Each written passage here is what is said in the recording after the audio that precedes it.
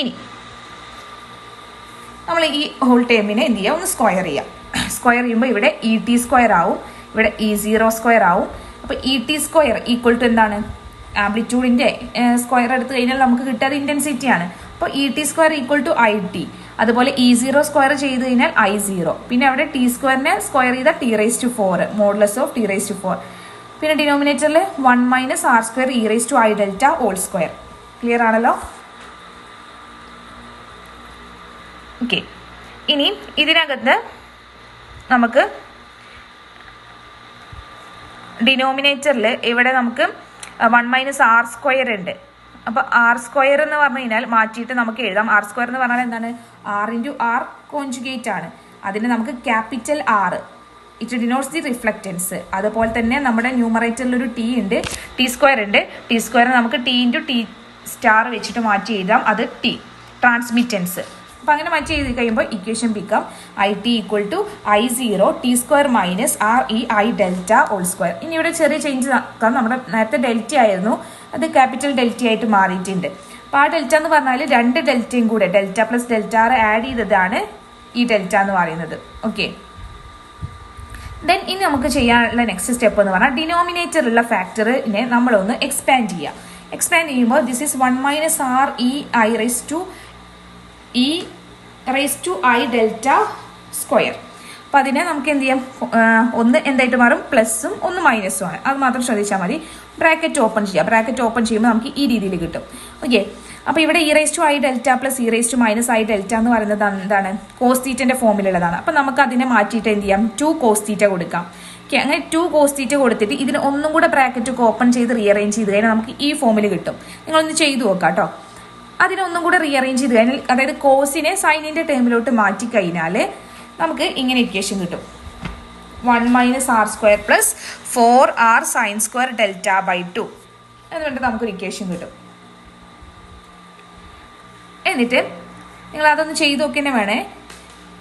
ആ ഒരു ഇക്വേഷന് നമ്മളൊരു 1 - R² ഔട്ട്സൈഡ് എടുത്തു കഴിഞ്ഞാൽ, അതായത് നമുക്ക് ഇത് ചെയ്തിട്ട് കിട്ടുന്ന ഇക്വേഷന് ഒരു 1 - R² ഔട്ട്സൈഡ് എടുത്തു കഴിഞ്ഞാൽ നമുക്ക് ഇങ്ങനെ ഇക്വേഷൻ കിട്ടും. ഇതാ ഇതേപോലെ ഒരു ഇക്വേഷൻ കിട്ടും. 1 - R² into 1 + 4R 1 - R² into sin δ/2 sin² δ/2.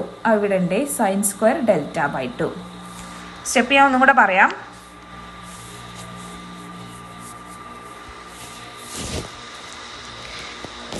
ഇതുവരെ ക്ലിയർ ആവുമെന്ന് വിചാരിക്കുന്നു, കൺഫ്യൂഷൻ ഒന്നും ഉണ്ടാവില്ല എന്ന് വിചാരിക്കുന്നു.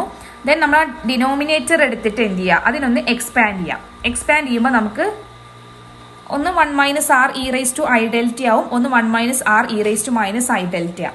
രണ്ടും കൂടെ ബ്രാക്കറ്റ് ഓപ്പൺ ചെയ്യുമ്പോൾ നമുക്ക് ഈ രീതിയിലൊരു ഇക്വേഷൻ കിട്ടും. ഓക്കെ. ഇനി ഇവിടെ എന്ത് ചെയ്യുക, ഈ ടേമിനെ മാറ്റിയിട്ട് അത് 2 cos δ എന്നുള്ള ഫോമിലോട്ട് മാറും. ഓക്കെ. എന്നിട്ട് ഇതിനെ നമുക്ക് എന്ത് ചെയ്യാൻ പറ്റും, കോസിനെ നമുക്ക് എന്തിൻ്റെ ടേമിലോട്ട് എഴുതാൻ പറ്റും, sin² ടേമിലോട്ട് മാറ്റി എഴുതാനായിട്ട് പറ്റും. ഓക്കെ. അങ്ങനെ മാറ്റി എഴുതി കഴിഞ്ഞിട്ട് അതിൽ നിന്നൊരു 1 - R² ഔട്ട്സൈഡ് എടുത്തു കഴിഞ്ഞാൽ നമുക്ക് ഇങ്ങനെ ഒരു ഇക്വേഷൻ കിട്ടും. ഓക്കെ. അതായത് നമുക്ക് കിട്ടുന്ന ഇക്വേഷനിൽ ഒരു ടേമിൽ 1 - R² ഉണ്ടാവില്ല. അപ്പം നമ്മൾ ന്യൂമറേറ്ററിലും ഡിനോമിനേറ്ററിലും അത് വെച്ചിട്ട് മൾട്ടിപ്ലൈ ചെയ്ത് കഴിഞ്ഞാൽ നമുക്ക് ഒരു 1 - R² ടേം കിട്ടും. അതിൽ നിന്ന് ഔട്ട്സൈഡ് എടുത്തു കഴിഞ്ഞാൽ 1 + 4R/1 - R² sin² δ/2 എന്ന് പറഞ്ഞിട്ടുള്ളൊരു ഇക്വേഷൻ കിട്ടും. ഓക്കെ. ദെൻ ആ ഇക്വേഷനകത്തുനിന്ന് നമ്മളിവിടെ 4R/1 - R² എന്ന് പറഞ്ഞിട്ടുള്ള ക്വാണ്ടിറ്റിയിൽ ആ ഒരു ടേംസിനെ F എന്ന് പറഞ്ഞിട്ട് നമ്മൾ റീപ്ലേസ് ചെയ്യാണ്. Capital F called coefficient of fitness. Okay. അപ്പോൾ ആ ഇക്വേഷനകത്ത് അത്രയും ടേംസിന് 4R/1 - R² നമ്മൾ സബ്സ്റ്റിറ്റ്യൂഷൻ കൊടുക്കുന്ന ടൈമിൽ ആ ഇക്വേഷൻ ബിക്കംസ്, നമ്മുടെ ഇക്വേഷൻ ഇങ്ങനെയായിട്ട് മാറും. I0 ഇത് ആ ഐറ്റിൻ്റെ ഇക്വേഷനിൽ നമ്മളിപ്പോൾ പറഞ്ഞ നമ്മൾ അവിടെ ഡിനോമിനേറ്ററിലുള്ള ആളെ നമ്മൾ സബ്സ്റ്റിറ്റ്യൂട്ട് ചെയ്ത് കൊടുക്കുക. I0 T² 1 - R² 1/1 + F sin² δ/2 എന്ന് കിട്ടും. ഓക്കെ. നിങ്ങളത് ചെയ്ത് തന്നെ നോക്കണേ, അപ്പോഴേ നിങ്ങൾക്ക് അത് ക്ലിയർ ആവുള്ളൂ. സിമ്പിളാണ്. ആ ബ്രാക്കറ്റ് ഓപ്പൺ ചെയ്യാമെന്ന് മാത്രമേ ഉള്ളൂ അതിനകത്ത് ചെയ്യാൻ. പിന്നെ ഒരു 1 - R² ഔട്ട്സൈഡ് എടുത്താൽ മതി, ചെയ്താൽ നിങ്ങൾക്ക് കിട്ടും. ദെൻ ഈ 1/1 + F sin² δ/2 this is known as Airy function. അപ്പോൾ അത് പഠിച്ചു വെക്കണം. ഈ 1/1 + f sin square delta by 2നെയാണ് ഏരിയ ഫംഗ്ഷൻ എന്ന് വിളിക്കുന്നത്. And the quantity F is called 4r/1 - r². അത് ഇമ്പോർട്ടൻ്റ് ആണ് കേട്ടോ. This is called coefficient of fitness. അപ്പോൾ that measure the sharpness of interference fringes. അപ്പോൾ നമുക്ക് കിട്ടുന്ന ഫ്രിഞ്ചസ് എത്രത്തോളം ഷാർപ്പാണ് എന്നുള്ളത് മെഷർ ചെയ്യുക ഈ എഫ് വെച്ചിട്ടാണ്. It's called coefficient of fitness. Okay, അപ്പോൾ ഇതാ ഇവിടെ കൊടുത്തിട്ടുണ്ട് 6 വേരി ചെയ്യുന്ന റേഞ്ച്. ഓക്കെ, അപ്പോൾ ഇക്വേഷനകത്ത് നമ്മുടെ 6 സ്മോൾ ആയി കഴിഞ്ഞാൽ എന്ത് ചെയ്യും? എഫും സ്മോൾ ആവും. എഫ് സ്മോൾ ആവാൻ മീൻസ് എന്താണ്? ഫ്രിഞ്ചസ് എന്തായിരിക്കും? ബ്രോഡ് ആയിരിക്കും. അപ്പോൾ ഷാർപ്പ് ഫ്രിഞ്ചസ് കിട്ടണം എന്നുണ്ടെങ്കിൽ എന്തായിരിക്കും? ക്ലോസസ്റ്റ് ടു എഫിനോട് ക്ലോസ് ആയിരിക്കണം ആറിൻ്റെ വാല്യൂ. അല്ലെങ്കിൽ ഈ 0 മുതൽ 1 വരെയാണ് നമ്മുടെ ആറിൻ്റെ വാല്യൂ വേരി ചെയ്തുകൊണ്ടിരിക്കുന്നത്. അപ്പം 1നോട് ക്ലോസ് ആവുമ്പോൾ എന്തായിരിക്കും?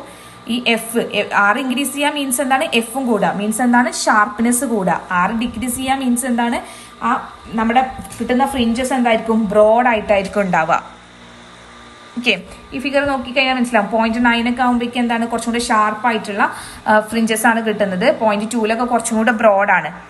അപ്പോൾ 6 ചെറുതായാൽ ഫ്രിഞ്ചസും എന്ത് ചെയ്യും? ചെറുതാവും. 6 ഇൻക്രീസ് ചെയ്യുമ്പോൾ ഫ്രിഞ്ചസ് എന്ത് ചെയ്യും? ഇൻക്രീസ് ചെയ്യുന്നല്ല, ഷാർപ്നെസ് കൂടും. ഓക്കെ, ഇനി അത് condition for fringe maximum fringes കിട്ടാൻ വേണ്ടിയിട്ട് നമ്മുടെ കണ്ടീഷൻ എന്ന് പറഞ്ഞാൽ Δ/2 = nπ ആണ്. അല്ലെങ്കിൽ നമുക്ക് ഇത് എങ്ങനെ എഴുതാൻ പറ്റും? ഡെൽറ്റ 2നെ റൈറ്റ് സൈഡിലോട്ട് കൊണ്ടുവന്നാൽ 2nπ എന്ന് എഴുതാൻ പറ്റും. ഓക്കെ, അപ്പോൾ ഡെൽറ്റ എന്ന് പറഞ്ഞാൽ നമ്മൾ തൊട്ട് മുന്നേ പഠിച്ചിരുന്നു. ഡെൽറ്റ + ഡെൽറ്റ r ആണ്. ഡെൽറ്റ ഓൾറെഡി നമ്മൾ ഫസ്റ്റ് കണ്ടെത്തിയിട്ടുണ്ട്. ഫേസ് ഡിഫറൻസ് എന്താണ്? 4π/λ0 nd cos θ + ഡെൽറ്റ r. അപ്പോൾ നമുക്ക് 2nπ = 4π/λ0 nd cos θ എന്ന് എഴുതാനായിട്ട് കിട്ടും. Okay, where n is called order of interference. ഇനി നമ്മൾ let A the fraction of incident energy that is absorbed reflection at the time of reflection, then by conservation of energy we have. A എന്ന് പറയുന്നത് റിഫ്ലക്ഷൻ്റെ ടൈമിൽ absorb ചെയ്യുന്ന എനർജിയുടെ ഒരു ഫ്രാക്ഷനെ denote ചെയ്യുന്നുണ്ടെങ്കിൽ നമുക്ക് A+R+, എന്ന് പറഞ്ഞു കഴിഞ്ഞാൽ അവിടെ അബ്സോർബ് ചെയ്യുന്ന energy R, reflectance T, transmittance = 1 എഴുതാനായി പറ്റും. അവിടെ അബ്സോർപ്ഷൻ ഒന്നും ഇല്ല എന്നുണ്ടെങ്കിൽ വി ക്യാൻ സേ R+T = 1 എഴുതാനായിട്ട് പറ്റും. ഓക്കെ, അപ്പോൾ ഡെൽറ്റ മാക്സിമം = എന്ത് കിട്ടണം? ഡെൽറ്റ മാക്സിമം ട്രാൻസ്മിഷൻ = എന്ത് കിട്ടണം? 1 കിട്ടണം. ഓക്കെ, അപ്പോൾ ഇത്രയാണ് നമ്മുടെ ഫസ്റ്റ് ടോപ്പിക്കിനകത്ത് പറയാനായിട്ട് വരുന്നത്. ദെൻ നെക്സ്റ്റ് നമുക്ക് വരുന്നത് ഫാബ്രിക്